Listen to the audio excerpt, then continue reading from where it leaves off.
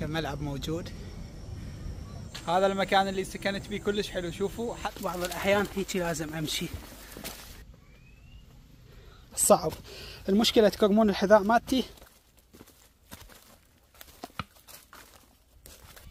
فالغابة يعني بها أشياء كلش خطرة، جماله مو طبيعي. أعشق المانجا اللي موجودة في ماليزيا. شوفوا هذا الكهف.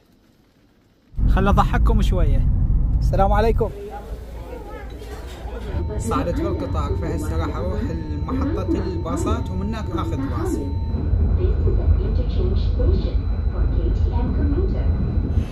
هاي هي محطة الباصات، اسمها TBS كوالالمبور. الجو بها كلش حار. شوفوا صاير بيه. هاي مشيت بس دقيقة واحدة.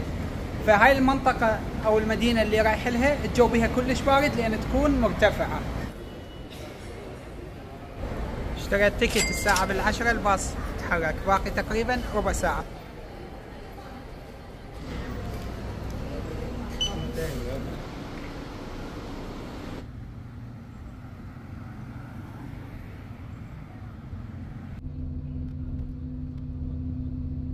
هذا الباص بعد ساعتين وقف بهذا المكان استراحة لمدة هذا 15 دقيقة إذا واحد يريد يروح يغسل أو يشتري شيء. شوفوا المنظر اللي وقف يمه كلش حلو. فمدة الرحلة أعتقد 4 ساعات.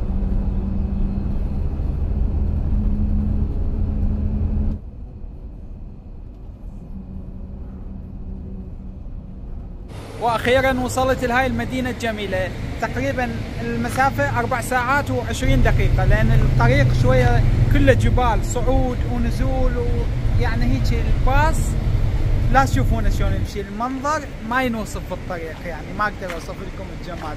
تمنيت الوقت ما يخلص من قد ما اشوف هيك اماكن جميلة. الطبيعة في هذا المكان سبحان الله الخالق.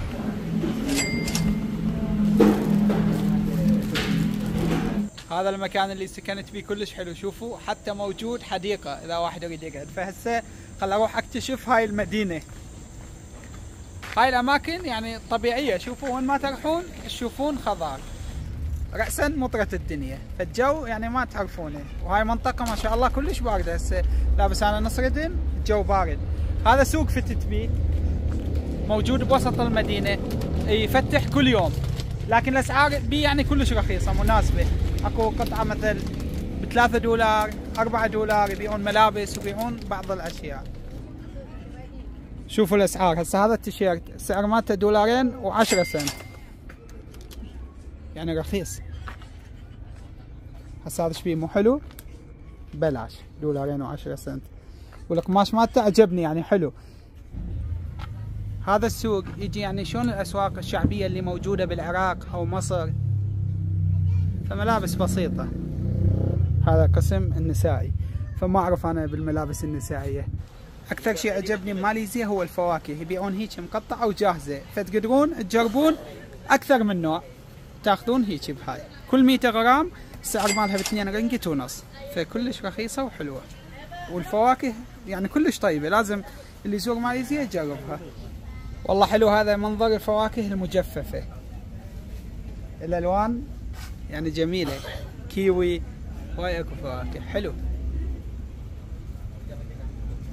راح اشتري هذا السعر مالته 5 رنجت. خل اشوفه يعني بشكر هذا لو لا. اعتقد هاي نوعية ما كل من ادهانه قبل بدون شكر.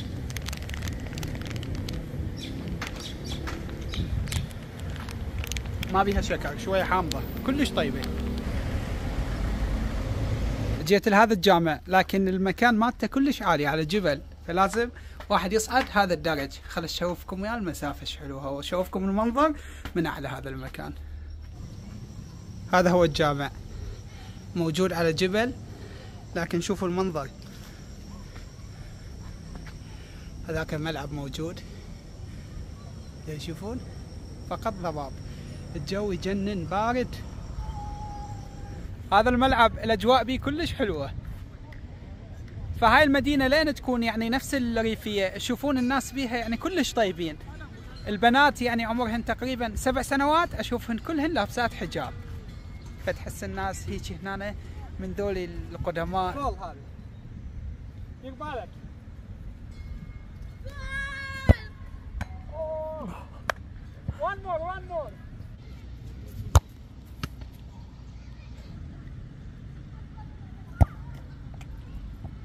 جول.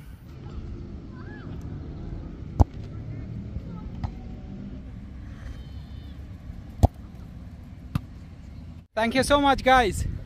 You are so kind. What's your name? What's your name? Abdul Qadir. ما شاء الله. And you? Adam. آدم.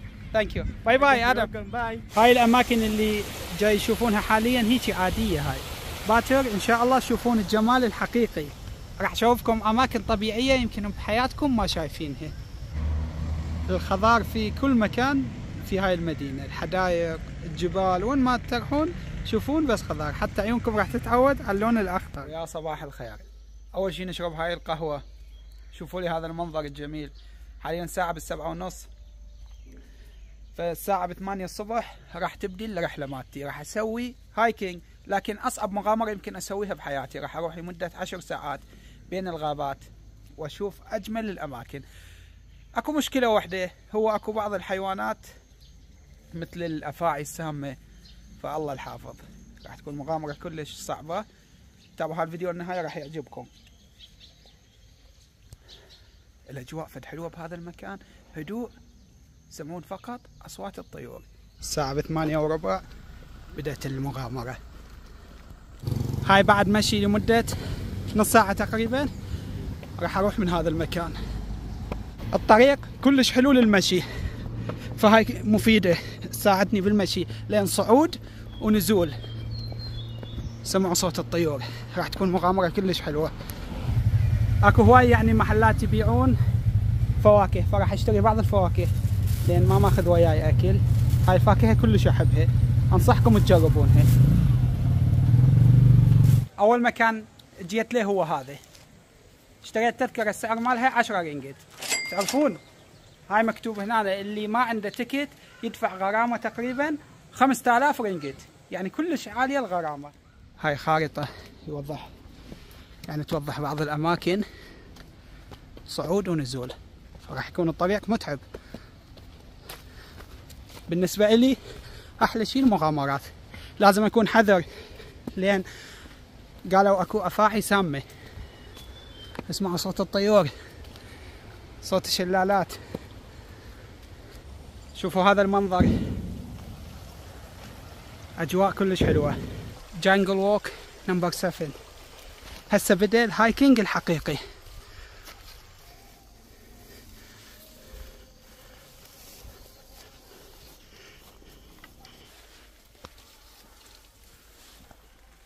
الطريق كلش متعب، لكن المشكلة واحد لازم يكون حذر هو يمشي. اكو افاعي سامة وصعود، شوف شلون تعبت، وايضا موجود طين، يعني لازم اكون منتبه وانا جاي اصور.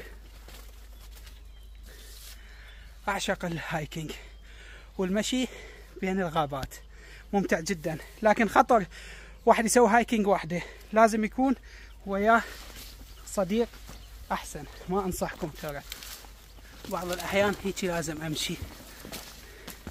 الطريق يعني ضيق جدا. هاي الاشياء اللي ما احبها. الطين هذا يعني يسلك. شوف الصعود شلون راح اصعد. هذا هو الطريق الصعب. المشكلة تكرمون الحذاء مالتي مو مال المشي، فهاي الغلطة اللي غلطتها. شوفوا صعب كلش. شوفوا شنو اجى على ايدي. في الغابات كل شي تشوفون بيها.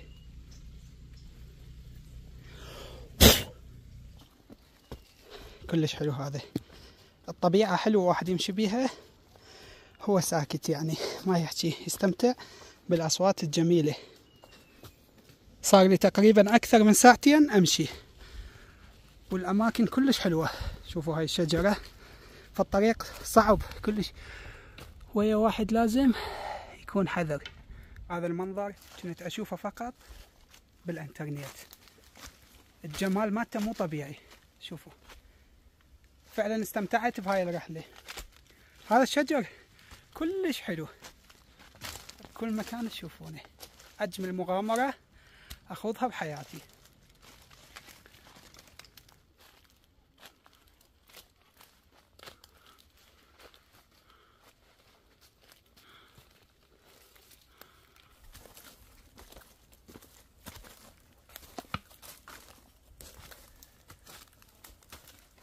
المنظر ما ينوصف من الجمال، فكلش عجبني المشي في هذا المكان. I'm so happy to be here. واو.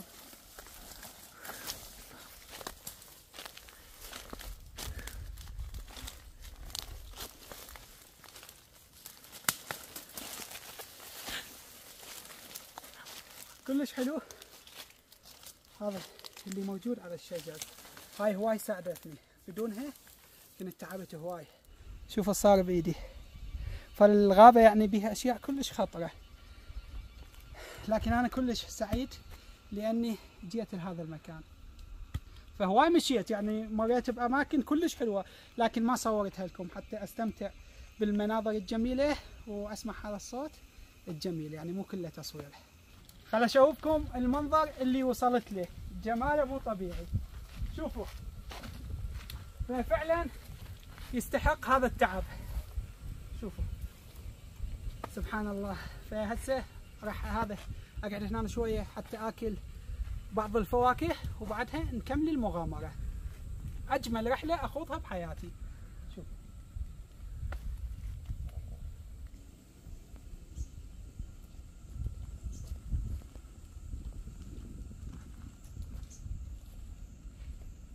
شوفوا هاي الاشياء اللي جاي ناكلها. المنظر خرافي كلش حلو. مانجو، هاي فاكهة كلش طيبة. شوفوا لي المنظر، فعلا هيك مغامرات عجبتني. هاي الفاكهة من أطيب الفواكه اللي آكلها بحياتي، تشبه الثوم، الطعم مالها فالطيب. فإذا زرتوا الدول الآسيوية لازم تجربونها. ومقابل هذا المنظر بعد واحد شنو يريد؟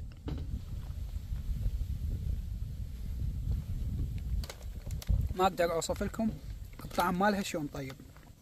اعشق المانجا اللي موجوده في ماليزيا، كل يوم اكل تقريبا كيلو الا ربع مانجا من جيت ماليزيا الى الان. شكر المانجو. اطيب شي بالسفر واحد يجرب الفواكه.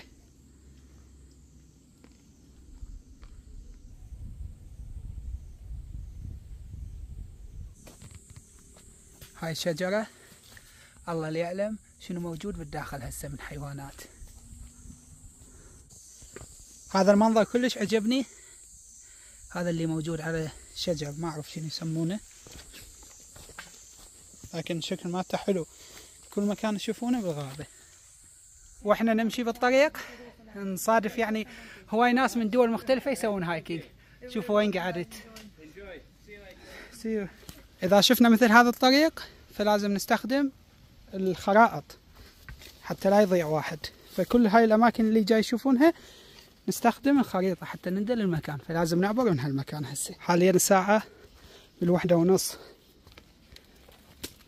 صار هواي نمشي.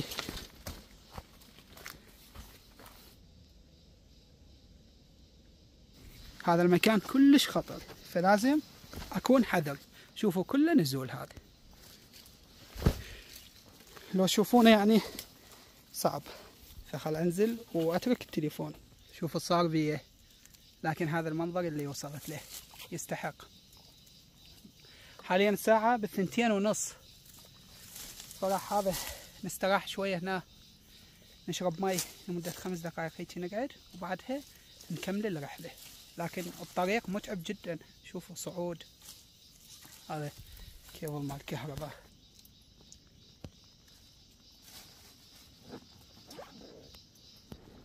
شوفوا هذا الكهف، والله يخوف من الداخل. هذا شغل فلاش حتى اصور لكم. جاي اسمع صوت الشلال، فان شاء الله نقدر نشوفه. والله حلوة الغابات. شوفوا لي المنظر الجميل.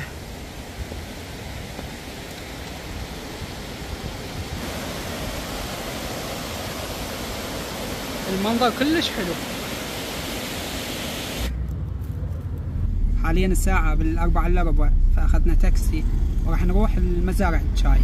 المنظر كلش حلو لان هاي المنطقة تشتهر بهذا الشيء، فمن زمان كان نفسي ازور هذا المكان. كلش متحمس.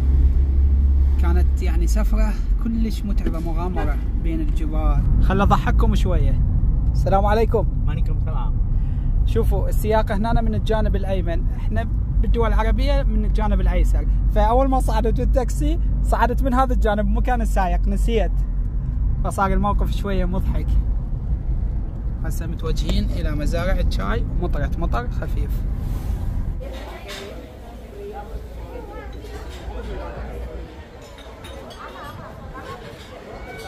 مقابل مزارع الشاي موجود هيجي كوفي شوب، اللي يحب مثلا يشرب شاي او ياكل شيء، فطلبنا اكله يعني ماليزيه شعبيه مثل الكيك، فخلونا نجربها مقابل هذا المنظر الجميل. لكن ما شاء الله المكان مزدحم، يعني هذا تحتاج تنتظر حتى تحصل على طاوله.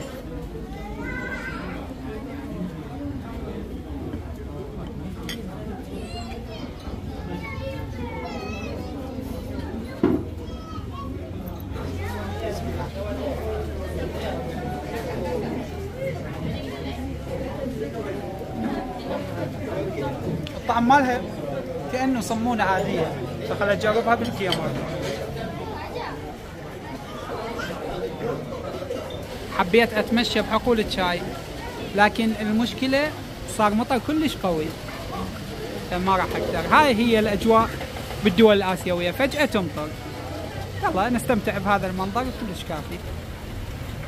شوفوا المطر قوي. هذا هو الشاي التقليدي،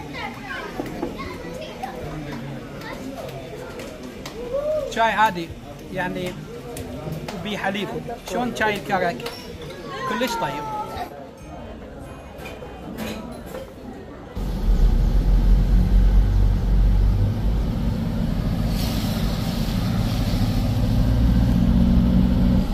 هاي بالرجوع سوينا هيتش هايكينج، شوفوا وين قاعدين هاي السيارة.